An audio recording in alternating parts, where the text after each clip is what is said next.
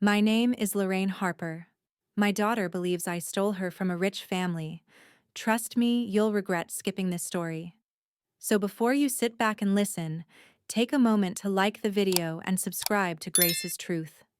Now get in the mood to listen to this story because it might be the ultimate sweet revenge. It started with a whisper. A strange half-mumbled sentence I caught while passing her bedroom at midnight. Mariah was talking in her sleep again, but this time the words froze me. They're coming for me. My real family. I can feel it. I stood there in the dim hallway lit only by the faint glow of her bedside lamp, clutching a basket of laundry. My knees went soft. I knew better than to overreact, but something about her tone, that desperate longing, crawled up my spine and stayed there like frost. She was 28. Too old for fairy tales. Too grounded, too cynical, or so I thought. But something was shifting and I could feel it before I could see it. Mariah had always been intense. Even as a child, she'd question everything. If a bedtime story didn't logically align with her sense of fairness, she'd toss the book on the floor. "That's not how real people act," she'd say, with furrowed brows and a wisdom too old for her pigtails. She was fiercely independent, sharp-tongued, and rarely sentimental. So that night, hearing her talk like a girl dreaming she belonged to someone else, it cracked something in me. I shook it off. Told myself she was just tired, just overworked. Maybe she'd watched some nonsense on TV, but I couldn't sleep. Not because of what she said, but because of the way she said it. The next morning, I watched her closely over breakfast. She was quiet, sipping coffee and scrolling on her phone. Her nails, usually chipped or chewed, were neatly manicured. Her hair was freshly dyed darker than her usual auburn. She looked more polished than I'd seen her in months. "You look nice," I offered gently, hoping to feel normal. She looked up, blinked. "Thanks." Then back to scrolling. There was a heaviness between us, a silence I didn't know how to break. I should have let it go. But mothers, we don't. We poke. "I heard you talking in your sleep last night," I said as lightly as I could. She stiffened. Just slightly. But I saw it. "Oh," she replied. "You said something about your real family." Her eyes flicked up to meet mine. Just for a second. And then she smiled. Not a warm smile. Not the kind that makes a mother's heart feel safe. No, this was something colder. Like a warning. "Dreams are weird," she said. "Aren't they?" I nodded, pretended not to notice the sudden wall going up around her, but I noticed everything. That evening, while she was out, I went into her room. I told myself I was just tidying up, but we both know that's a lie. Her bed was unmade, not unusual, but her drawers were half-open, cluttered, but organized, unusual. One manila envelope lay slightly tucked under a stack of journals. My fingers moved before my conscience could argue. Inside was a folded, yellowed newspaper clipping. "Whitmore Heiress still missing, 27 years later. A photo of a baby, a fire, a grieving couple. Edward and Gloria Whitmore, millionaires, once faces on every front page. Their daughter Abigail kidnapped from the hospital nursery after a fire evacuation. Never found." And on the side of the clipping in ink, I knew as Mariah's 3 words scrawled in slanted print. "This has to be me." I sat down on her bed, envelope in hand, chest tight like it used to get during panic attacks. I hadn't had one in years. There was more in the envelope: copies of articles, a printed screenshot of a Reddit thread about stolen hospital babies, and a blurry image of the Whitmore estate circled in red. No adoption papers, no mention of the name Harper. Just that quiet, horrifying possibility blooming in the corner of my mind like a weed. Did she think I wasn't her real mother? When she came home, she didn't notice that I'd been crying. She hummed to herself as she slipped off her shoes, her smile too calm, too rehearsed. Something had shifted in her soul, and I hadn't noticed it happening until now. The way you don't notice your hair turning gray until one morning the mirror makes you pay attention. She walked past me toward her room, then paused. "Did you do laundry today?" she asked. I nodded, mouth dry. Her eyes darted toward the hallway. "Did you go into my room?" I didn't answer fast enough. I was looking for your coffee mug, I lied. She didn't argue, didn't accuse. Just nodded and disappeared into her room, closing the door, not quite slamming it, but closing it in a way that made me realize something. She no longer trusted me. And in that moment, I felt the ground beneath my motherhood shift. Like a house built on sand trembling under something it was never meant to withstand. Later that night, I sat in my old rocking chair staring at Mariah's baby pictures. Her first haircut, her missing front tooth, the painted macaroni necklace she made me in second grade. All of it felt surreal, like I was flipping through someone else's life. What would make a daughter believe she was stolen? Where did I go wrong? My hands trembled as I reached for my tea, now cold. Outside, the wind rustled the porch plants. Somewhere in the house, she turned a lock. A simple click, but to me it sounded like the first nail in the coffin of the family I thought I had. I wish I could say I confronted her right then. I wish I had the nerve to storm into her room and ask her what she was thinking, to hold her face in my hands and remind her of who I am, of who we are. But I didn't. Instead, I walked around my own home like a stranger, tiptoeing past her door, like I was scared to wake the truth. I couldn't stop thinking about that envelope.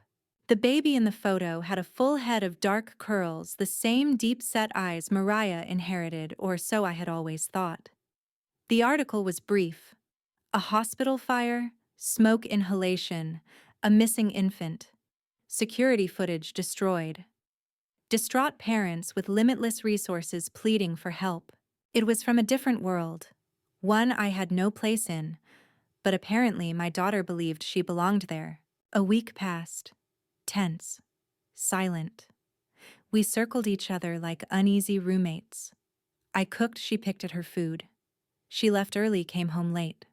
I didn't ask questions, not because I didn't care, but because I was afraid of the answers. Then one afternoon, while folding laundry in the living room, I found it. Another envelope, this time slipped between two couch cushions. Inside was a typed letter on elegant cream paper. It had the Whitmore estate crest at the top. Dear Miss Harper, it read, "We received your inquiry regarding the possible familial link between yourself and the late Abigail Whitmore.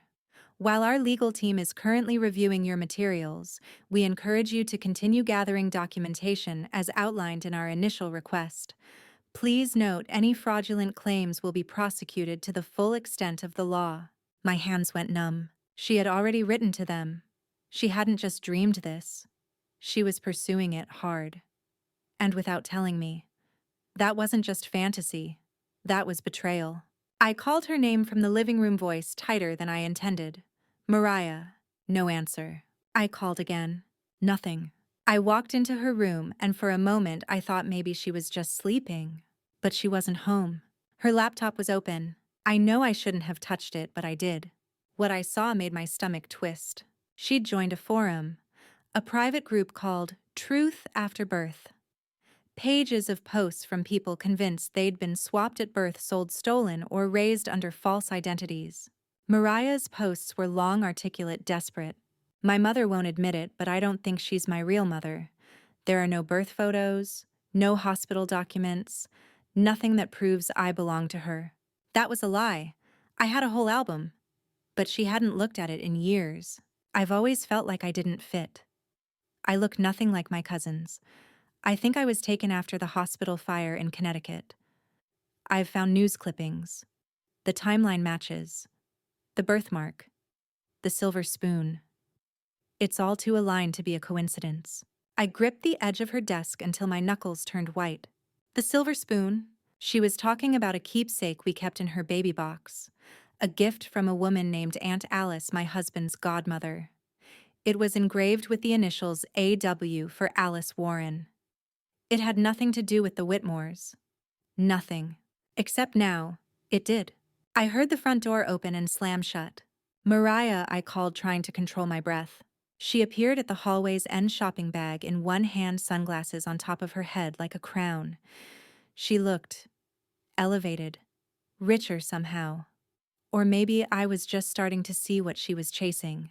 "Where were you?" I asked. "Out." "With who?" "A friend." "Which one?" She stared at me. "Why are you suddenly interested?" My voice cracked. Because I found the letter. Her jaw tightened. You went through my things again. You're writing to the Whitmores. You think you're their daughter. I know I am. I took a step forward. You're not. I was there when you were born.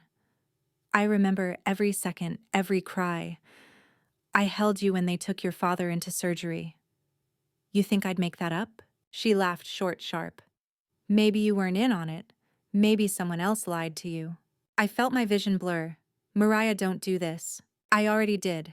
I've started the process. And they want proof. So I need you to take a DNA test. That night, I cried alone in the bathtub like I hadn't since my husband died. All these years, I thought I'd done my best. I worked 2 jobs to keep her in that school with the blue blazers. I skipped dinners to buy her braces. I gave her everything I had and then some. Now she was treating me like a criminal, like I forged a life, like I'd stolen her. I went to my closet and pulled out the old green shoebox where I kept every certificate, every hospital wristband, the yellow blanket they'd wrapped her in after birth. Her first lost tooth taped inside an envelope. A clipping from the local paper Baby Girl Harper arrives during spring storm. Would she believe any of this? Would it even matter? Because the truth was, once someone starts to doubt their origin, there's no document that can soothe them. Only answers, and I had none she wanted. Later, she came into the kitchen calm as a lake. You don't have to take the test, she said. But it'll just make things easier. I didn't respond. You could still be my mother technically. Maybe you didn't know. She sat across from me. Her voice was almost gentle. But if you love me like you say you do, you'll want me to know the truth too, right? It was manipulative, but it was also sincere.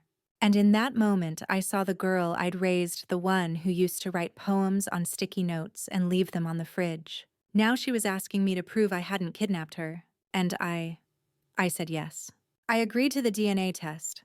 Because what else do you say when your daughter looks you in the eye and gently asks if her entire life has been a lie? You say yes, even if your soul is screaming no. The test was simple, coldly clinical. A few swab-sealed envelopes and the numbing silence that followed. We didn't talk on the way to the lab. Mariah drove. Her hands were steady on the wheel, her eyes forward. She didn't play the radio like she usually did. No humming, no tapping. Just the tense rhythm of rubber on road and the occasional blinker click like a metronome counting down the days until my motherhood was questioned by science. When we pulled into the parking lot, she turned to me, her tone polite, too polite. You don't have to come in. But I did. I walked beside her, sat in the cold leather chair, and watched her smile calmly at the nurse as if this were a casual errand. Hi, we have an appointment for a familial DNA comparison. That's how she said it. Like we weren't mother and daughter. Like we were 2 strangers trying to solve a mystery that only one of us believed existed. When we got home, she went upstairs. No thank you. No apology. Just silence. I stayed in the kitchen, wiping the same countertop over and over until I caught my own reflection in the stainless steel kettle. I looked tired. Not old, just worn. My eyes were different. Like something had been drained out of them slowly over weeks, and I'd only just noticed the hollowness left behind. Was this what betrayal looked like from the outside? Over the next few days, Mariah pulled away from me in every possible way. No more shared meals. No more Netflix marathons. She stopped responding to my texts, even though we lived under the same roof. I heard her at night on the phone pacing, laughing softly. One evening, I caught part of the conversation. She thinks the spoon was from some distant aunt. She has no idea. The initials match the Whitmores. A.W. Abigail Whitmore. I nearly dropped the dish I was washing. She was rewriting our history in real time. Another time, I overheard her saying, "No, she doesn't remember the fire." I think she was told something else. She's older. From a different world. She wouldn't understand how this works. I felt like I was being erased from her story. Replaced. One afternoon, I went up to her room, knocked, and said, "Can we talk?" She opened the door just enough to show her face. "What is it?" "I want to show you something," I said, holding the shoebox of keepsakes. She hesitated, then stepped aside. I laid everything out on the bed. Your hospital bracelet. See the date, March 17th. The same day I went into labor. Here's the discharge paper with your name, Harper, not Whitmore. And this? I pulled out the tiny onesie with ducks on it, yellowed with time. You wore this home. I still remember the smell of baby powder on your neck. Mariah looked at the box, then back at me. That could have been faked, she said quietly. Anyone could have forged that. Why would I forge it? She didn't answer. My hands trembled as I pulled out the last piece, a photo of me holding her in the hospital bed. My hair still damp from sweat, her face blotchy and red. I handed it to her. She looked at it for a long time. Then she said, "You could have adopted me as a newborn and lied. Maybe you didn't know the truth either." I felt something snap inside me. A quiet rupture, not loud, not violent. Just final. No matter how much proof I show you, you've already decided who you want to be. I'm not trying to hurt you, she said, softening for the first time in weeks. I don't feel like I belong here. I never have. And now I finally have a reason why. My voice caught in my throat. So what am I to you now? A placeholder. She looked down. I don't know. A few days later, she packed an overnight bag and said she was going to stay at a hotel near the Whitmore estate in case they needed to meet. I'm not abandoning you, she said. I just need clarity. Clarity. What an elegant word for disowning your mother. I didn't stop her. I couldn't. What would be the point? I stood at the door as she left, watched her car drive off down the street, like it had a destiny waiting beyond the curve. And then, just as I was about to close the door, I noticed something strange. On the hallway table where she used to leave her mail, there was a folded piece of paper. It was a printout from the Whitmore Foundation website, a press statement about their missing daughter. But someone had circled a paragraph in red pen. Due to inconsistencies in the timeline and lack of viable DNA evidence from the early 90s, the Whitmore case remains unresolved. False claims have emerged in recent years, often from individuals traumatized by adoption or unstable parental figures. I stared at the words unstable parental figures until they blurred. Was this how she saw me? Unstable. Was this how the world would see me if she went public? Would they believe I kidnapped her? Would they call me delusional? That night, I couldn't sleep. The wind howled through the trees. Somewhere outside, a branch snapped. It felt like the universe itself was breaking under the weight of the lie she was building. I thought of all the mothers who had lost their children in hospital fires, in custody battles, in split-second decisions that spiraled into tragedy. And I thought, what if she's right? What if somehow they handed me the wrong baby? What if I've lived a lie? The thought made me nauseous. But then I remembered something. The lullaby. When she was 3, Mariah used to ask me to sing the same lullaby every night, one I made up on the spot. You are my starlight, bright in the night. You came from my heart and you make me right. It was silly. No one else knew the words. It wasn't from a book. It was just ours. I whispered it into the darkness. And somewhere deep inside, a quiet voice answered. She was mine. She still is. Even if she doesn't believe it anymore. The DNA results came back on a Thursday morning. I was in the garden pulling weeds that had crept between the paving stones. The sun hadn't fully risen and the air still held that sleepy stillness, like even the world was holding its breath. Mariah came outside, envelope in hand. She didn't say a word, just held it out to me. I took it, my fingers shaking. The flap was already torn. She'd read it first. Of course she had. I opened it slowly, dragging out the seconds, even though my heart was begging for closure. 2 lines. 2 clinical sterile lines that would alter the course of my entire life. Probability of maternity, 99.99987%. I read it again. Then again. And again. My heart thudded in my ears like a war drum. A strange mix of relief and rage bubbled in my throat. My eyes met hers, and for the first time in weeks, she looked uncertain. I don't understand, she whispered. I thought. You thought wrong? I said quietly. She turned and went back inside without a word. I stood there in the garden with that paper in my hand, my knees weak with truth. She didn't apologize. That night, she stayed in her room. I heard her sobbing, not loud, not dramatic. Just small broken sounds like a child trying not to be heard. It gutted me. I wanted to go in. I wanted to hold her. But something in me held back. Because love doesn't erase betrayal. It just has to carry it. 2 days later, I came home from the market to find her in the living room. Her laptop open, her expression blank. She looked up at me and said, "I sent the test to the Whitmores anyway." I stopped mid-step. "You what?" "They deserve to know," she said. "Even if the results don't match, it's worth ruling out." I still think. You still think what, Mariah? That I'm lying? That I forged a DNA test now? She didn't answer. She just stared at the floor. I sat down across from her. "I was there when you came out of me," I said, voice trembling. "I was awake. Awake. Your father fainted and the nurse held my hand while they stitched me up. I was 17 hours in labor. You had hair, a full head of it. You wouldn't latch. I cried every hour that first week because I thought I was failing you. I've lived for you. Every decision, every sacrifice. And you're telling me that's not real because of some story you read online." She looked like a child again, small-cornered, unsure. "I'm not saying you lied," she whispered. "I'm saying maybe someone else did." There it was, the loophole she clung to. If not me, then someone else. If not deliberate, then accidental. Still a lie. Still not her life. Still not mine. The next day, she left again. Said she needed space. This time she didn't say when she'd be back. I walked into her room after she left.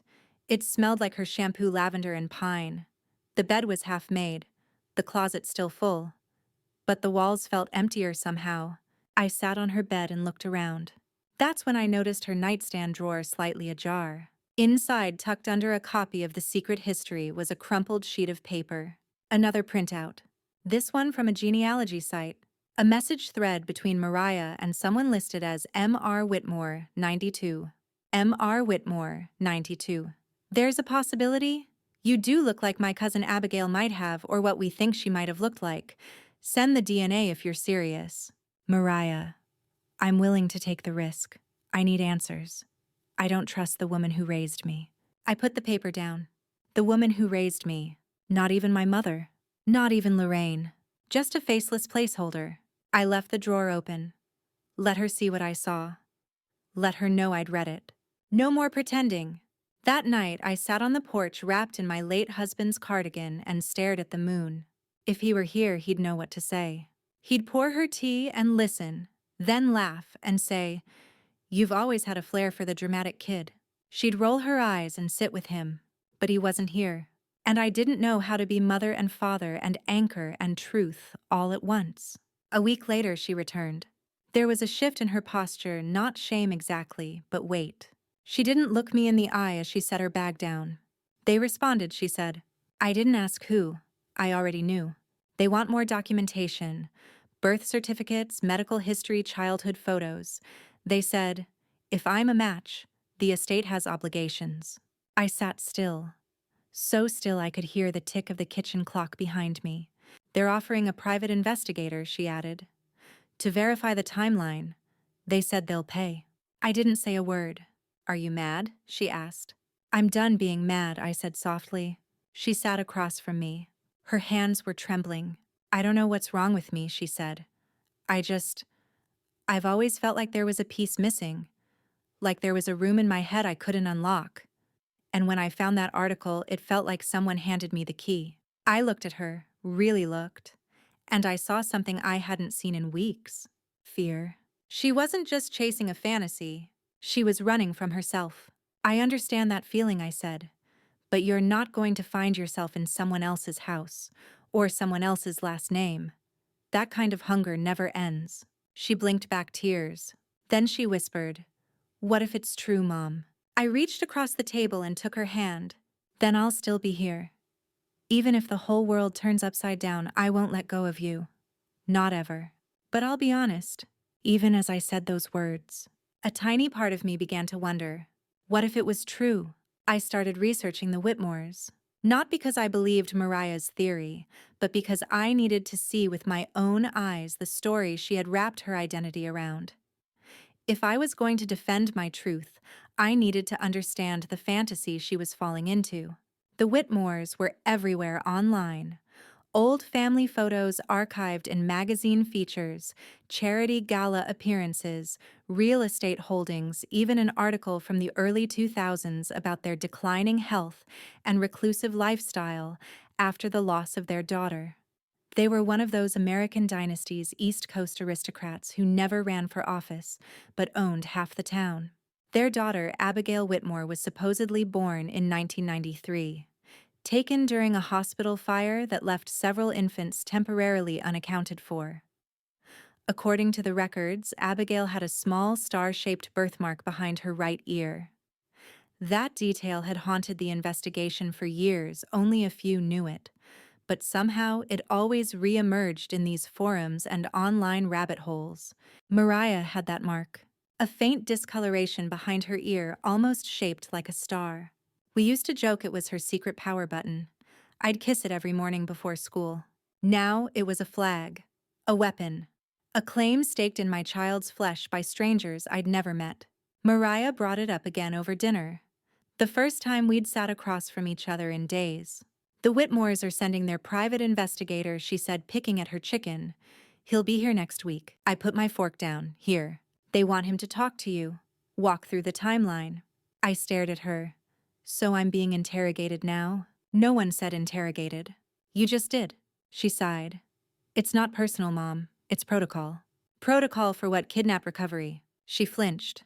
We didn't speak for the rest of the meal. Later that night, I went back to the shoebox. Looked through every photo, every receipt, every faded hospital document with my name, her name, the dates, the locations. Everything lined up, but I couldn't stop seeing the things that didn't. The way she never resembled my side of the family. The blood type that didn't quite match her father's, something we'd laughed about once, chalking it up to rare inheritance. I remembered a nurse at the hospital who left suddenly after my delivery, said she'd been transferred. I hadn't thought much of it at the time. Now, I wasn't so sure. I called the hospital where she was born, asked for the delivery records. They told me everything from that period had been lost in a data migration over a decade ago. I hung up dizzy with unease. The investigator arrived on a Monday. He was clean-cut mid-40s with a polite but probing demeanor. His name was Ethan Doyle. He greeted me like a neighbor would, one hand in his coat pocket, smiling without warmth. Mariah hovered nearby but didn't intervene. He asked questions. Where was I the night of the fire in labor? Who cut the umbilical cord? A nurse I no longer remembered. Did I have any photos from the hospital? Only one. Any witness who could confirm the baby was handed to me directly, my husband now deceased. He wrote everything down in a leather notebook, his pen scratching like a ticking clock. When I asked if he believed any of this, he gave a diplomatic smile. My job is just to gather facts. But his eyes said something else. They said, I think you're hiding something. Mariah followed him out when he left. I watched from the window as she walked him to his car, standing too close, nodding earnestly. She looked hopeful, like a girl waiting for a verdict that might liberate her. When she came back inside, I asked her, what will you do if they say you're not Abigail? She hesitated. Then I'll know. Know what? That I was wrong. And what if you are her? She paused longer this time. Then everything changes.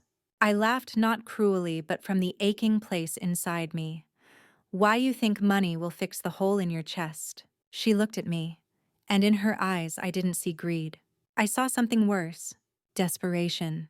The next morning, I woke up to find the baby spoon gone, the one with the AW engraved on it. I went to her room. She was asleep, curled under the blankets like a child. The spoon lay on her desk next to a folder labeled Evidence. My stomach turned. I should have taken it, should have hidden everything. But part of me knew it wouldn't matter. She'd already chosen her narrative. The Whitmores scheduled a meeting. Mariah came into the kitchen holding a printed itinerary. They've agreed to see me next weekend. Just me. Not you. I set down my mug. I didn't ask to go. She nodded, misreading my restraint as defeat. I'll stay overnight in their guest wing. They want to ask me questions themselves. They said, they've never gotten this far with a lead before. Her voice trembled with excitement. I studied her face, her flushed cheeks, bright eyes. She looked radiant, youthful. like a girl who'd just been told she belonged somewhere better. I almost couldn't blame her. That night, I sat on the back porch with an old photo album in my lap. I turned the pages slowly: birthday parties, scraped knees, school dances, the crooked smile she always made when she didn't want to show her teeth. The same awkward stance in every class photo. Every image shouted the truth: she was mine. But the silence between us now screamed something else. She didn't want to be. I thought of all the times I'd held her through the flu, stayed up through nights of heartbreak, college applications, even that awful year when she failed her first internship and cried for 2 weeks straight. I remembered singing to her on her 10th birthday when the power went out and she was too scared to sleep. None of that seemed to matter now. A lifetime of love undone by a birthmark and a last name. She left for the Whitmore's estate on Friday morning. Packed 2 bags, wore a pressed blouse I didn't recognize. She smelled like a new perfume, powdery and expensive. At the door, she looked back at me. "I don't know what I'll find," she said, "but I need to see." I nodded. "I know." "I'll call you," she added. But she didn't. I watched her drive away, taillights fading into the morning mist. And as I stood alone on the porch, one hand resting on the doorway where I used to measure her height as a child, I felt something deep and cold settle into my bones. I had raised a daughter who no longer believed in the life I gave her. She didn't call that night, nor the next. Each hour felt like I was suspended in fog, checking my phone, obsessively listening for the buzz that never came. I told myself to be patient, to be understanding. She was meeting them. She was overwhelmed. Maybe they were feeding her stories. Maybe they were giving her tea in bone china cups and talking about her true heritage as though I were a footnote. On the 3rd day, I got a message. Just a text. "I'm staying a few more days. They've asked me to see the family doctor for some verification. Hope you're okay." No mom. No punctuation even. Just distant surgical words like they came from someone else's daughter. I paced the kitchen, replaying memories like surveillance footage. I tried to pinpoint the moment I lost her, not to time, but to doubt. Was it when her father died? He had been the dreamer, the romantic, the one who told her stories of adventure and mystery. Maybe some seed had been planted then, the idea that she was meant for more, for something larger than the small, quiet life we had. Or maybe it had nothing to do with us. Maybe it was the age of delusion, the internet telling people they could be anything, even stolen royalty, if only they searched hard enough. That evening, I decided to call her. She didn't answer. I tried again. Voicemail. So I left one. Simple. Calm. "Hi, sweetheart, just checking in. Let me know if you need anything. I love you." I sat at the table afterward, staring at the blinking cursor of a blank email I never sent. I wanted to tell her everything about the night she was born, how terrified I was, how she was the only thing that had ever made me feel whole. But I knew she wouldn't read it. Not now. 2 more days passed. Then came the call. She was crying. "I'm sorry," she whispered. I don't know what's real anymore." My heart dropped. "What happened?" "They showed me pictures," she said. "From when Abigail was a baby. The same eyes. Same curls. I swear to God I saw myself in those photos." "But they weren't you, Mariah." "I know, but it felt like me." There it was again. That ache inside her, the hole she was trying to fill with strangers' faces and family legends. "They told me Abigail had a tiny scar on her collarbone," she said. "A burn from the fire. I have one too." I closed my eyes. "You got that when you were 3. You touched the iron when I told you not to." Silence. Then softly, "Oh." A long pause. Then she asked, "Did I want to go to them when I was little?" The question shattered me. "No," I said. "You wanted me. You always wanted me. Even when you were scared, even when you were mad, it was always me you called for." She sobbed quietly on the line. "I don't know who I am anymore." "You're my daughter," I said. "That's who you are. Even if you find out something else, nothing will erase that." She came home 3 days later. When she walked through the door, she looked like someone returning from war. Exhausted, changed. She didn't carry bags, just a small clutch. Her eyes were rimmed with red, but her face was dry. Resolved. She sat down across from me at the kitchen table. Same spot she used to do her math homework. The wood still bore faint pencil marks from years ago. "I want to tell you everything," she said. I nodded. "Okay." She exhaled. "They asked me 100 questions, showed me things, took blood, the whole deal. I met Gloria Whitmore. She hugged me like I was already hers. And how did it feel?" Mariah looked down at her hands, like falling into a dream I didn't ask for. "It felt nice, but hollow." I waited. She continued. "Their doctor said the markers were promising but inconclusive. There's still no definitive proof I'm Abigail, just similarities." She looked up at me, but then I asked to see the nursery, where she disappeared, and something snapped. "What do you mean?" I stood in that room and realized I had no memories of it, not even shadows. Nothing. And I remembered the lullaby you used to sing when I was sick, the one about the starlight. That came flooding back, and suddenly I missed home. My throat closed. "I'm not saying I'm over it," she whispered, "but I think I got caught up in the idea of being someone else, someone important." "You've always been important," I said. "To me." She nodded, tears spilling. "I know." Later that night, she brought down the box, the one with all her evidence, the clippings, the spoon, the genealogy printouts. "I don't want this anymore," she said. "Burn it, throw it away, whatever." I didn't. I kept it. Not to hold it against her, but as a reminder of how easily someone you love can lose themselves when they stop believing in your love. A week passed. Then a letter came in the mail. From the Whitmores. Handwritten, careful script. "Dear Mariah, we are grateful for the time we shared with you. While we are still unsure of the truth, we want you to know you are always welcome here. Whatever you choose, we hope you find peace. Warmly, Gloria and Edward Whitmore." Mariah read it, folded it, and tucked it into her journal. That was the last we heard from them, but not the last of the scars. Even now, months later, I see her sometimes staring out the window, lost in thought, wondering perhaps what might have been, who she could have been, if it was ever real. And I let her, because healing isn't linear, and sometimes it means walking through someone else's story just to remember your own. I thought the worst was behind us. That after the Whitmores' letter, after Mariah's tearful return, we'd begin to stitch ourselves back together. Slowly, clumsily, like trying to reattach a broken wing. And for a time we did. She came down for breakfast without being asked, watched old movies with me on Sunday nights, started humming again while brushing her teeth. She even asked about the neighbors, the mail, the garden.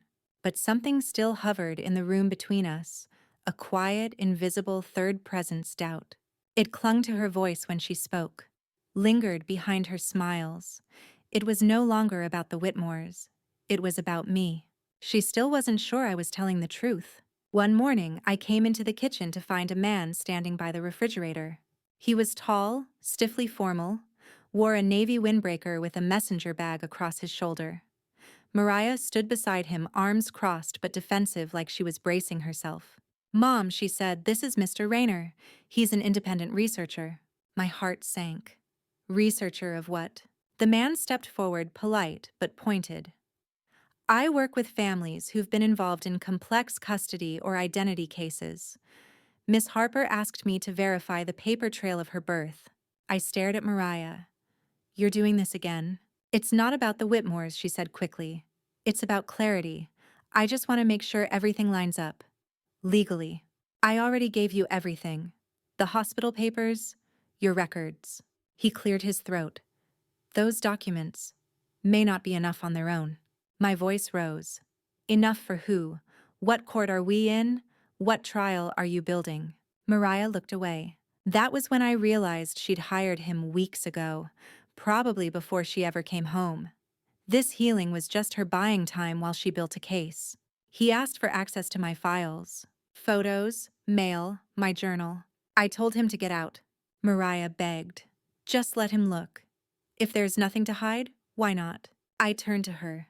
That one sentence was all I needed to hear. "You think I have something to hide?" She hesitated. And in that split second of silence, my world rebroke. Mr. Rayner left. Mariah didn't follow him out. She just sat down at the table like a child waiting to be punished. But I was too tired for rage, too broken for argument, so I said nothing. I went upstairs, locked the bedroom door, and sobbed for hours. The next day, she tried to apologize. He was pushy, she said. I didn't know he'd show up like that. You hired a man to investigate me, I replied. That's not something you accidentally do. She bit her lip. It's not that I don't trust you, Yes, it is. I walked away. 2 days later, I received a letter. It wasn't from the Whitmores. It wasn't from Mariah. It was from Mr. Rayner's firm. A formal request for any documents or personal statements I could provide to clarify the circumstances of Mariah's birth. It also included a veiled warning. Failure to comply may reflect poorly in future legal proceedings, especially if the situation escalates to a formal complaint. A complaint. That's when it hit me. Mariah wasn't just seeking answers anymore. She was preparing for battle. I confronted her that evening. She sat on the sofa, scrolling through her phone like none of it mattered. I got your lawyer's letter, I said. Her face drained of color. I didn't ask him to send anything. Don't lie. She stood up, trembling. I didn't. I swear. I held the letter out. Then tell me what this is. She took it with shaky hands, scanned it, then sank into the armchair like someone had punched her. I told him I just wanted clarity, not this. You don't get to burn down your house and act shocked when the flames reach the kitchen. I'm not trying to hurt you. You already did. That night I couldn't sleep. I thought about hiring my own lawyer, about getting the old records notarized, about protecting myself from my own daughter. And that thought destroyed me. How had we come to this? What kind of world lets love dissolve into legal briefs and birth records? The next morning, I took the shoebox and set it on the dining room table. When Mariah came down, I pushed it toward her. Take it. She looked up. I don't want it. You need it. For your file. For your investigator. For whatever court you're marching toward. Take the proof and go. I don't want proof, she said. I want you. I stared at her. Then stop putting me on trial. She started crying. Not the quiet, ashamed kind. The full chest-racking sobs of someone who no longer knows who they are. I don't know why I'm doing this. She choked. I can't shake the feeling that I'm not real, that something's missing, that I'm pretending. I moved toward her slowly. You're not pretending, you're just afraid. She buried her face in my chest and I wrapped my arms around her. We stood like that for a long time. After she went upstairs, I took the letter from Rayner's firm and burned it in the sink. I wasn't going to play their game.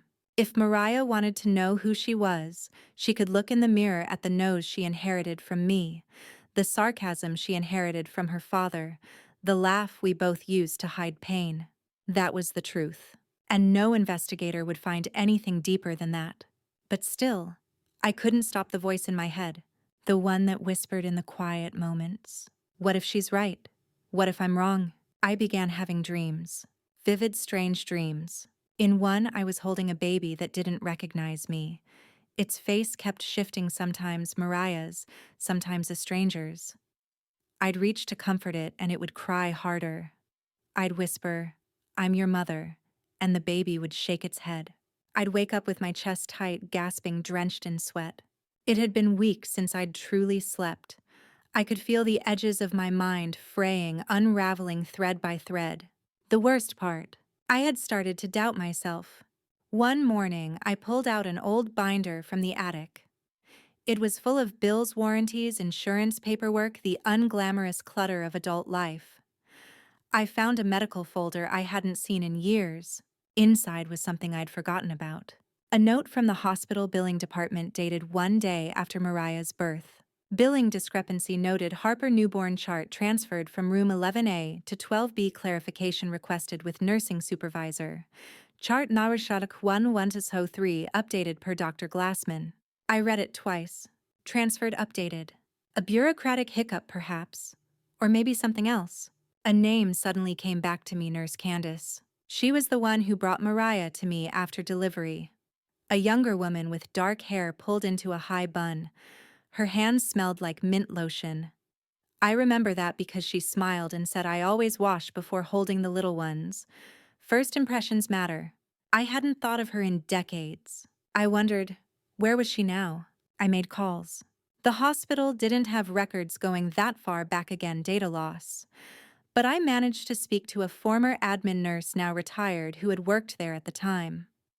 Her voice crackled through the phone like an old vinyl record. Candace. Oh yes. She left abruptly, about 2 weeks after the fire. Do you know why I asked?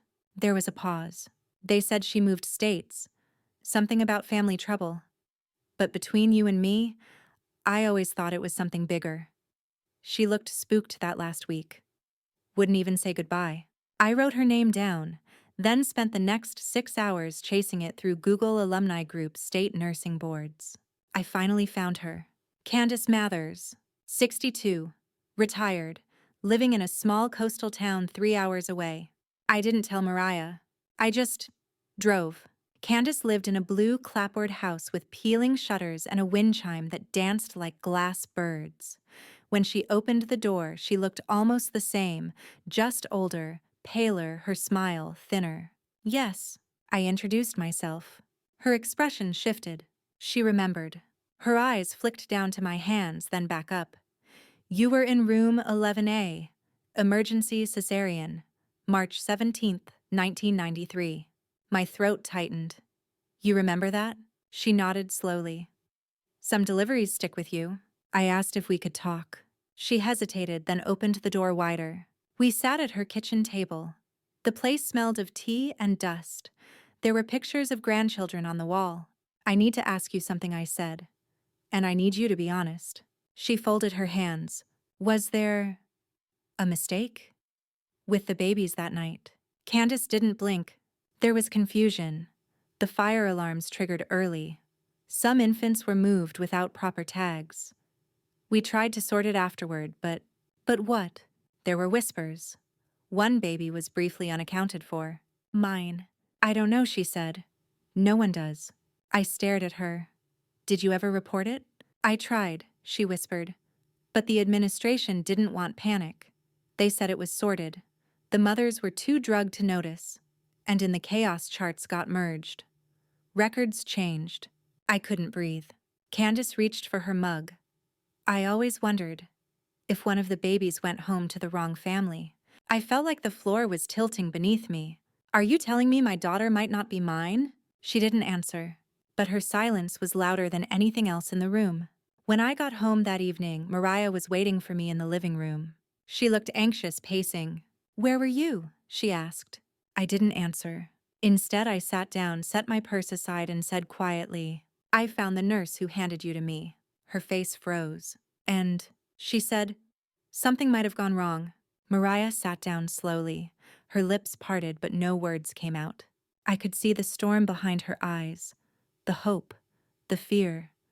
The finally. She doesn't know for sure, I said. No one does. There was chaos. Records were edited. Babies were moved. She whispered, so it's true. I don't know, but it might be. I nodded. Mariah stood up, turned away, hands trembling.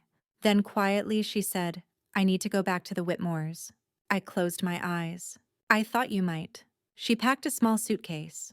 No theatrics, no goodbyes. Before she left, she stood in the doorway and said, I don't want to hurt you. You already have, but I still love you. I nodded. I know. Then she stepped outside, and the door clicked shut behind her. That night, I sat in her empty room, touched the pillows she left behind, stared at the dent in the carpet where her laundry basket used to sit. She was alive, healthy, not lost. But still, I felt like I'd lost her all over again. Not to death, to maybe. That terrible, powerful word that could unravel a lifetime in seconds. 3 days after she left, I got a call from a blocked number. I let it ring twice before answering. My heart already knew who it was. Mom. Her voice was small, uncertain. Not like the Mariah I knew, not the sharp, decisive woman who once challenged a college professor to a debate. No, this was the voice of a girl who had wandered too far into the woods and no longer recognized the way home. I need to ask you something, she said. Of course. That silver spoon. The one with AW engraved, are you sure it came from Aunt Alice? I closed my eyes. Yes, but she wasn't family, right? No, she was your father's godmother, a woman he adored. There was a long silence. I found out something, she finally whispered. The Whitmore baby also had a spoon. Silver. From her grandmother. Same initials. I didn't respond. I couldn't. Could they have gotten switched? She asked. Is it possible someone gave it to you by mistake? Mariah. I need to know. Because I found a photo. My stomach twisted. She continued. In their photo album. Gloria holding Abigail. And Mom.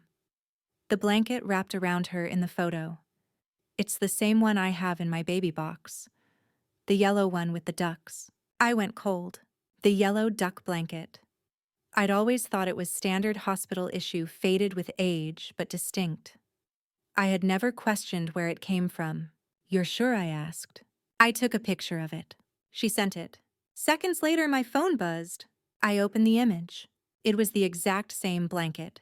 Same stitching. Same slightly uneven duck with one eye bigger than the other. It wasn't generic. It was the same. That night, I barely slept. I kept trying to reason through it. There had to be another explanation. Maybe the hospital used identical blankets for infants. Maybe the Whitmores donated them to the maternity ward. I dug through the shoebox again, trembling. That's when I found something I hadn't noticed before. Taped to the bottom, nearly falling off, was a folded note. Old, yellowed in your father's handwriting. Lorraine Nurse Candace gave us the box. She said the hospital lost track of our original stuff, but this was all safe. Just take it and don't ask questions, everyone's too overwhelmed. I read it twice, 3 times. Then I set it down and sat in silence, staring at the wall. He knew. Not the whole story. Not the switch. But he'd been given someone else's stuff and accepted it. Maybe out of exhaustion. Maybe trust. Maybe fear. And now that small compromise, that decision to stay quiet, had opened the door to every doubt my daughter had ever whispered to herself. I told her the truth the next morning. Showed her the note. She read it, mouth-tight, eyes glassy. So it's real, she said. It could be real. I still remember giving birth to you, I said. I still remember the sound of your first cry. She looked up at me. But do you remember if that cry came from me? I didn't answer. How could I? She went silent for a few days after that. No texts, no calls. And then, on a quiet Tuesday afternoon, the Whitmores showed up at my door. Gloria Whitmore stood at my porch like a ghost from another life. Impeccably dressed, soft-spoken, her posture too perfect, as if years of grief had frozen her in time. She smiled gently. Lorraine. Yes. I'd like to talk if you'll allow me. I hesitated, then opened the door. She sat in my living room, carefully smoothing her skirt as she looked around. It's lovely here, she said. Warm. I nodded. Can I get you something? No, thank you. She held a small box in her lap. Polished mahogany. Delicate. She opened it slowly and pulled out a photograph. A faded image of a newborn in a hospital bassinet swaddled in that same duck-patterned blanket. Abigail, she said. My Abigail. I looked at it, heart pounding.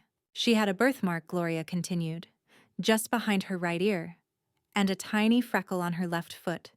You've probably noticed both. I didn't answer. She met my eyes. I believe Mariah is mine, and I believe she is yours too.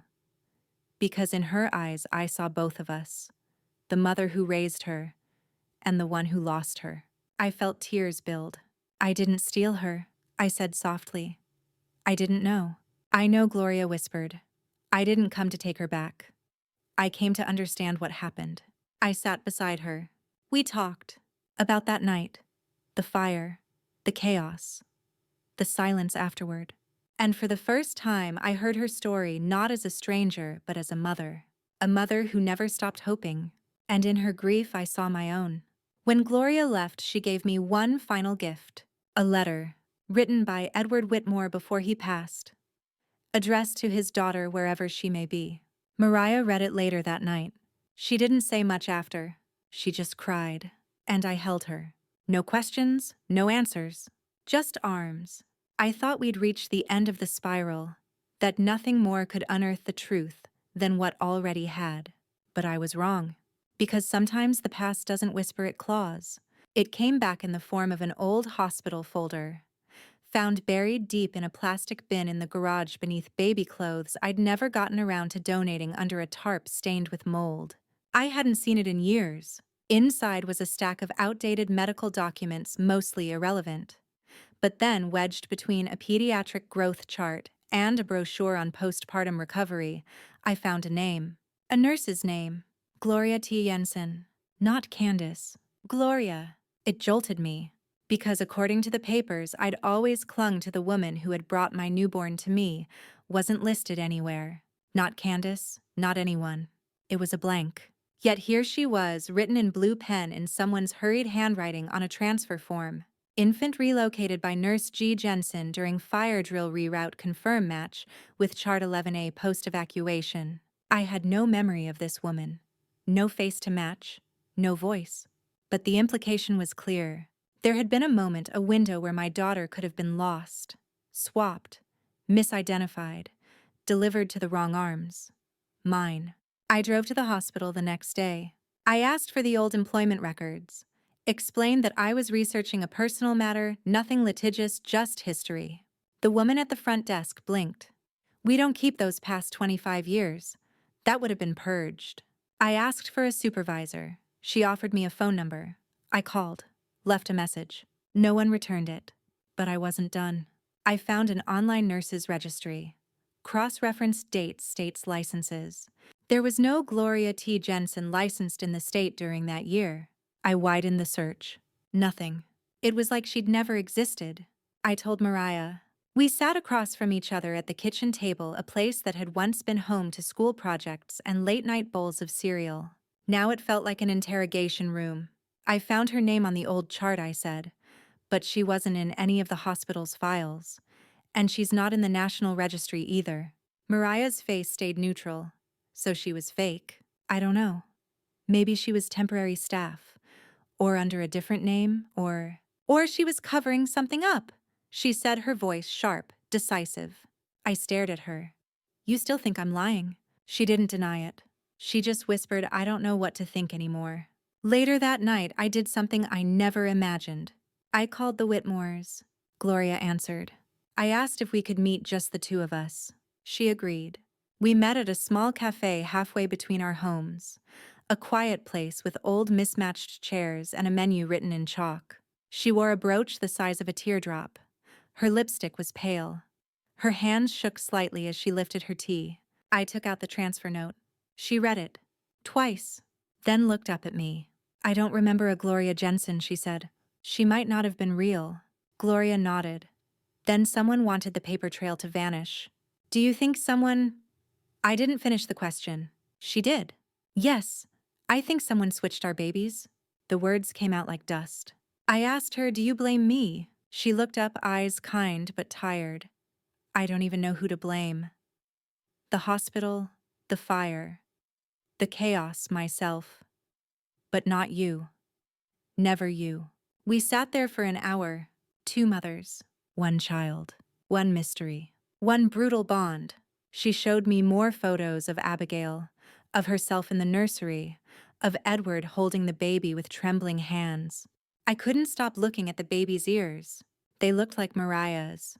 So did the chin, the curled fists, the furrowed brow. But there was something else. A sadness in the baby's eyes.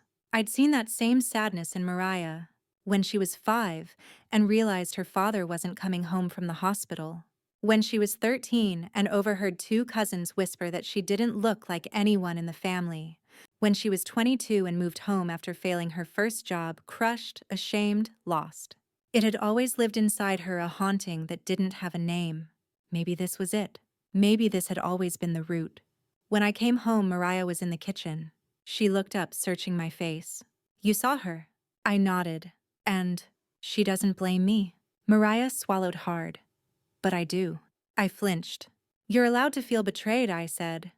But I didn't do this to you. No, she said, her voice cracking. But you didn't stop it either. Tears filled my eyes. I didn't know. I would have moved heaven if I had. She looked down, and then she did something unexpected. She walked over and hugged me. Tight, real, like a daughter does. I don't know where I belong, she whispered. And I whispered back, "You always belonged here, even if the world got it wrong." The legal envelope arrived on a Thursday. Plain, cream-colored, no return address. At first I thought it was junk mail. Then I noticed the small embossed seal in the corner, a stylized W. Whitmore. I sat down at the dining table, the envelope heavy in my hand. My fingers trembled as I opened it. Inside, a formal letter from the Whitmore family attorneys, a notice of pending guardianship inquiry, a subpoena requesting my appearance at a private arbitration panel. I read it 3 times, hoping the words would somehow shift into something else, anything else. But they didn't. They were requesting an official investigation into the circumstances surrounding Mariah's identity. Not to take her away, not to accuse me of a crime, but to legally determine whether she had been raised under false identity. I didn't even know such a proceeding existed. But apparently, in the world of old money and inherited wealth, it did. Mariah didn't know yet. Or if she did, she hadn't told me. When she came home that evening, I left the letter on the counter, unopened, folded shut. She saw it and went pale. "You got it," she said softly. "So you knew." Her mouth opened, then closed. "I didn't want it to go this far. But you let it." She looked like she might cry. "I didn't ask for lawyers. I just wanted answers. They took it into their own hands. And you didn't stop them." She didn't answer. She didn't have to. The silence was all the confirmation I needed. I showed up to the arbitration dressed in navy blue, the same dress I wore to my husband's memorial. It was the only formal thing I owned that didn't make me feel like I was pretending. The room was elegant. Polished oak table, 2 panelists, one from the court, one private mediator. Gloria Whitmore was there, as was her family lawyer. Mariah sat between them, shoulders stiff, fingers curled around a bottle of water, like it was the only thing anchoring her. I took my seat across the table. They welcomed me politely, formally. The questions began. "When did you first notice inconsistencies in Mariah's birth records?" "I didn't." "Were you aware that a different nurse handled the child during the fire evacuation?" "No. I wasn't told anything was out of the ordinary." "Do you have proof of biological connection?" "Yes, a DNA test." They examined the documents I brought. They took notes. They asked questions about the blanket, the spoon, the hospital transfer notes. They examined everything like archaeologists uncovering bones. Mariah didn't speak. She looked down the entire time. When they asked her if she believed I had intentionally deceived her, she said no. And when they asked if she believed I was her biological mother, she said, "I don't know." That sentence didn't just land on the table. It cracked it. Afterward, in the hallway outside the hearing room, she approached me. "Mom, don't. I didn't know they were going to do it this way." "But you didn't stop them either." She stood there helpless. "I'm trying to figure out who I am," she said. "Don't you understand that?" I turned to her. "I do, but I wish you'd cared who I was too." Days passed. Then a decision came in the mail. The panel had ruled that the original birth identity could not be fully confirmed, but there was significant evidence to suggest Mariah was not born to Lorraine Harper.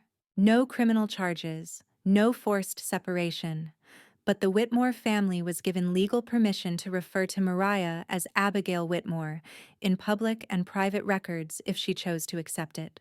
Just like that, I was no longer her mother on paper. Not stripped, not removed, just rewritten. Mariah moved out the following week. No goodbye this time. Just a box left behind the shoebox.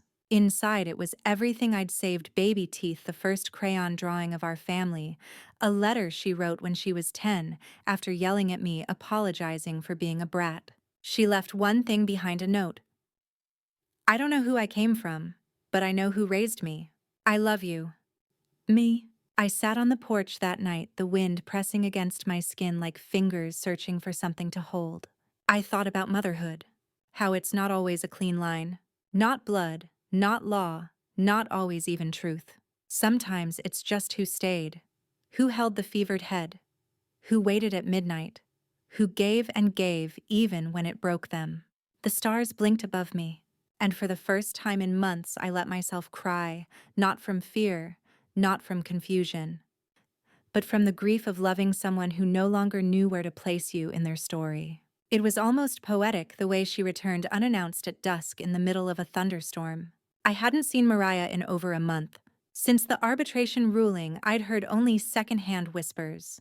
A photo of her at a fundraiser with the Whitmores. A headline in a society column: Heiress Abigail Whitmore appears poised to take her place in family trust. I stared at that photo longer than I should have. She looked beautiful, of course. Polished, regal, wearing a silk dress and an expression I didn't recognize. Not joy, not confidence. Something closer to armor. I wanted to tear the page in half, but I didn't. I tucked it in the same shoebox she'd returned to me, because I didn't know how to throw her away, not even the version of her that left me. So when I opened the door and saw her there, hair-soaked eyes rimmed with red, no umbrella, no bags, I said nothing. She stepped in like she belonged, like the past month hadn't happened. I watched her for a moment. And then I did what mothers do. I fetched her a towel. She sat curled on the couch, legs folded under her towel draped over her shoulders. We didn't speak for a long time. Just the sound of rain beating against the windows and the kettle warming on the stove. Finally, she said, "I thought it would feel different." I poured tea into her favorite mug, the one she got from a bookstore on her 16th birthday, and handed it to her. "What? Being them?" She took a slow sip. "They call me Abigail. They took me shopping for clothes I didn't pick. Told me I have a trust fund, a vacation house in Maine. They hired a speech coach, a therapist, even a stylist." She looked up at me. "I feel like a pet project." I didn't answer. What could I say? She continued. "They're kind, Gloria's kind, but it's like they want to mold me into something I'm not." "And who are you?" I asked gently. She stared into her tea. "That's the problem. I don't know anymore." Later, we moved to the kitchen. She picked at a bowl of soup, barely eating. "I thought the money would help," she said, "that it would give me control. But instead, I feel like I owe them something." "You don't." She gave a bitter smile. "They saved everything. My baby blanket. My first shoes. Letters they wrote to me every birthday. They even kept the wallpaper in my nursery untouched. Like a shrine." Her eyes shimmered. "They told me I could move in permanently, that I could be their daughter fully. But I don't know how to be someone else's child anymore." I reached across the table, touched her hand. "You're not someone else's anything. You're still mine." She didn't pull away. She didn't cry. She just closed her eyes and whispered, "I miss our fights." That made me laugh, tired and wet, but real. "I don't," I said. "But I miss hearing your footsteps." She stayed that night. I gave her her old room back. The one I hadn't touched. Still covered in memories from teenage rebellion to college heartbreak. In the morning, I heard her moving around early, humming like she used to, opening drawers, shuffling papers. I made breakfast. She came downstairs wearing sweatpants, no makeup, hair in a messy bun. For the first time in weeks, she looked like my Mariah again. She didn't talk about going back that day, or the day after. And then, on the third morning, she said something that made me stop mid-stirring the eggs. "They want me to change my last name." I turned. "To Whitmore?" She nodded. "It's part of the process. They say it'll help with the inheritance paperwork." "And what do you want?" "I don't know," she said. "Part of me wants to make it official. Just close the loop. Become who they say I am. And the other part," she looked at me vulnerable, raw, "still wants to be yours." We sat in silence for a long time. Then I said, "You can be both." Her eyes filled. "Can I?" "Maybe not on paper. But in your bones, you'll always be both. You don't have to amputate one truth to accept another." She reached across the table, gripped my hand. "Do you ever wish it was simpler?" she asked. I laughed. Every day. That weekend, she went back to the Whitmores' estate, but she called every night. Not as Abigail, not as the missing heiress, just as Mariah. Sometimes she told me about their world, the charities, the expectations, the ghost of the girl they lost who now wore her face. Sometimes she asked me about her childhood, if she really did try to eat a pine cone, or if I'd just made that up. Sometimes she asked about her father, and always she ended the call with, "I love you, Mom." That last word, Mom, had never felt so precious. It was Mariah's idea to bring them together. One dinner. Just me and Gloria Whitmore seated across the same table. No press, no lawyers, no hovering staff or notes in folders. Just two women who loved the same girl in different ways. She called it neutral ground. Rented out a quiet, private dining room at a local inn with soft lighting and white linen napkins. I didn't want to go. What was there left to say? But I knew why she wanted it, because she needed both halves of her story to look each other in the eye and stop pretending the other didn't exist. So I agreed. For her. Gloria arrived first. She was dressed in a cream-colored pantsuit and pearls, her hair swept into a low bun. She looked polished, poised, like a woman who'd never let emotion wrinkle her presentation. I wore the same navy blue dress I had at the arbitration, my only formal option. As I walked in, she rose to greet me. "Lorraine," she said softly. "Gloria." We shook hands. Awkward, cold fingers, warm palms. Mariah arrived last, wearing a simple green dress that I recognized from years ago. It was one of the few things she hadn't taken when she moved out. She smiled nervously at both of us. "You came," she said. "Of course," Gloria answered. "We always do," I added. The dinner started stiffly. We talked about nothing, the weather, renovations to the Whitmore's estate, how the roads were terrible this time of year. Then over the second course, Gloria turned to me and asked, "What was she like as a baby?" I blinked, then smiled despite myself. "Demanding," I said. "Wouldn't sleep unless she had my thumb to grip." Gloria's lips trembled. "Edward used to say she was going to run a company before she could walk." Mariah laughed, a soft, startled sound. "Do you remember when she got her first tooth?" I asked. Gloria shook her head. "I wasn't there." "I was," I said gently. "She screamed for 3 nights straight. I thought I was going to lose my mind." "I would have given anything to hear that scream," Gloria whispered. Mariah went quiet. The tension dissolved not all at once, but in gentle folds, like an origami crane slowly being undone. By dessert, we were swapping stories. Gloria had kept a birthday letter Edward wrote to Mariah on what would have been her second birthday. I had the handmade card Mariah gave me on my 39th, spelling mom backward as womb. We laughed. We cried. It was strange and surreal to sit across from the woman who might be my daughter's birth mother and not feel hatred, but kinship. Because love had shaped us both. Not blood, not biology. Love and loss and the long road of motherhood. When we stepped outside into the cool night, Gloria pulled me aside. "She still calls you Mom," she said. "And she always will." She nodded. Then, with a voice barely above a whisper, "Thank you for raising her." I looked her in the eyes. "Thank you for letting her come home." Mariah drove me back. We didn't say much until the last few miles. Then she said, "I'm thinking of going by both names." I looked at her. "Mariah Whitmore Harper." She glanced over at me. "Is that insane?" "No," I said. "It's perfect." She smiled, but then her face darkened slightly. "There's just one thing," she said. "Gloria wants me to join the board of the family trust. Publicly. It means stepping into the role of Abigail fully." "And you'd disappear behind the curtain," I said. "The lost daughter becomes the found heiress." "Exactly." I waited. She continued. "But if I say no, they might see it as rejecting them. Like I'm choosing you instead."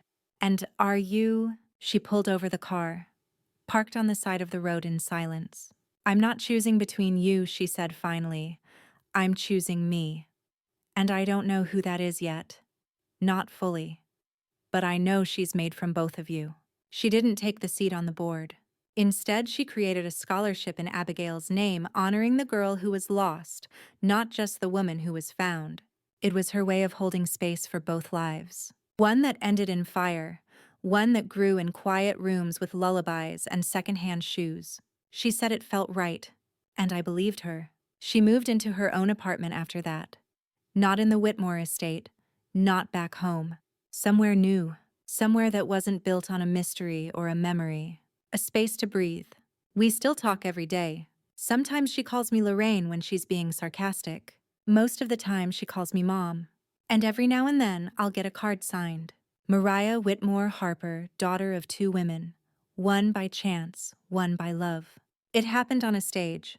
A sleek minimalist auditorium with a podium, velvet curtains, and a sea of cameras. The Whitmore Foundation was launching a new charitable initiative in Abigail's name, the scholarship Mariah had designed. She was the keynote speaker. It was her first public appearance since the arbitration, the family press release, and the whispers that trailed her everywhere. Was she really Abigail? Was the other mother lying? Had she finally chosen a side? I sat in the third row, invisible, just how she wanted it. I didn't mind. She needed this moment, needed to define herself in her own voice. Gloria sat at the front with two trustees. Perfect posture, proud smile, elegant in gray silk. Mariah stepped out to applause. She looked calm, beautiful, composed. But I knew the tremble in her hands. She started with a story. Not the one people expected. Not the fire, not the baby blanket, not the DNA. Instead, she spoke about the first time she rode her bike without training wheels, the chipped blue helmet, the loose shoelaces, the way she fell and scraped both knees. She ran to me, Mariah said. This woman who raised me. And I remember thinking I'm safe. Even with blood running down my legs, I'm safe. That's how I've always defined home. There were murmurs in the audience. She continued, voice steady. For a long time, I believed I was someone else. That my story began in tragedy and got lost in bureaucracy. And maybe it did. She paused. But what I've learned is that identity isn't just biology or legacy. It's memory. It's who held you at 2 a.m. when you were scared of thunder, who taught you how to tie your shoes, who forgave you when you screamed, I hate you, at 13, and cried into the same arms 10 minutes later. She looked out at the crowd. Today I accept the name Abigail Whitmore, but not as a replacement for who I was. I accept it as one half of who I am. Another pause. I was not raised by mistake. I was raised with love. The applause was quiet at first. Then it grew. Some clapped out of politeness, some with tears, some with the realization that this girl, this woman, was telling them she could not be owned by narrative, nor money, nor blood. She was not a scandal. She was herself. After the speech, she found me backstage. Her makeup was fresh, her smile shy. Well, she asked. You were perfect, I said. She hugged me. Longer than usual. Then she pulled back, eyes glistening. I'm not going back to the estate, she said. I told them after this I need time, not just for me, for you too. I nodded. You don't owe them more than you can give. And you, she asked. Do I still owe you? I shook my head. You paid me with every mom you ever said, and everyone you kept saying even when you weren't sure why. That evening we had dinner on her apartment balcony. No cameras, no press. Just soup bread and the warm clinking of spoons. She showed me a framed photo on her wall, me holding her at the beach when she was 7, her face sunburnt and grinning, my arms wrapped around her tiny body. I want to believe this was real, she said. It was, I said, even if something else was real too. She sipped her wine. I think I'm done looking for which one is truer. Why? Because they both are. Just different pages in the same book. I smiled. Then you'd better keep writing it. Before I left, she handed me a small wrapped package. Inside was a new silver spoon. This one engraved, to Mom, no initials, no guessing. Just you. I couldn't speak. I just held her. Because sometimes healing doesn't come with certainty. Sometimes it comes with surrender. They say time softens everything. Maybe that's true. Or maybe time just teaches you to live around the ache. It's been nearly a year since the arbitration, since Mariah stood on that stage and declared herself not as a mistake or a secret, but as her own truth. In that year, so much has changed, but the core of us remains. She calls every Sunday without fail, sometimes twice. Once from the grocery store asking what brand of almond milk I used to buy. Once from a park just to tell me the leaves reminded her of the time we raked them into piles, and she jumped until her jeans turned brown with dirt. She visits when she can. Not often, but enough. Enough to remind me that love, even when cracked, still holds water. One morning, I woke to find a package on my doorstep. No label, no sender. Inside was a leather-bound photo album. I opened it. On the first page, a photo of Mariah as a newborn swaddled in the duck print blanket, her face squished, her eyes barely open. On the next one of her at 5, dressed as a bat for Halloween, her wings crooked. And then photos I'd never seen before, clearly taken by the Whitmores. A bassinet with lace lining, a toddler in a sun hat I didn't recognize. Moments that weren't mine, but belonged to her, all the same. At the end of the album was a handwritten note in Mariah's looping script. 2 lives made me whole. I won't choose between them.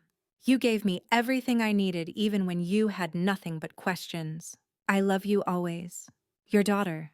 No footnotes. Sometimes when I walk past her room, the one I've left untouched, I still expect to see her lying there, earbuds and shoes, kicked off, chaos everywhere. Sometimes I still dream of her as a toddler, of her chubby fingers tugging my necklace as I rocked her to sleep. Other times I see her now walking into boardrooms, standing beside Gloria at charity events, smiling in a way that finally seems real, not polished, not performative, just present.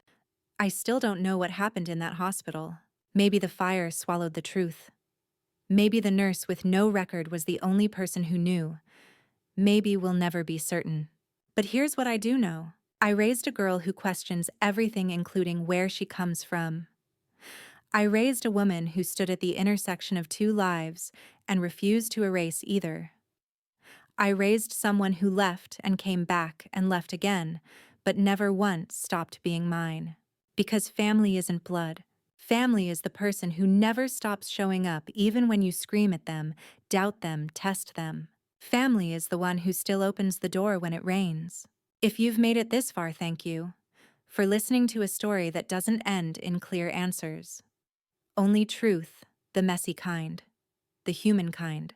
If you've ever been a mother, a daughter, or a child caught between 2 worlds, I hope this story reminds you, you are not alone. You are not lost. You are enough. So tell me, who raised you? Who taught you love? Even when the truth wasn't clear. Share your story in the comments. And don't forget to like and subscribe to Grace's Truth, where stories live and healing begins.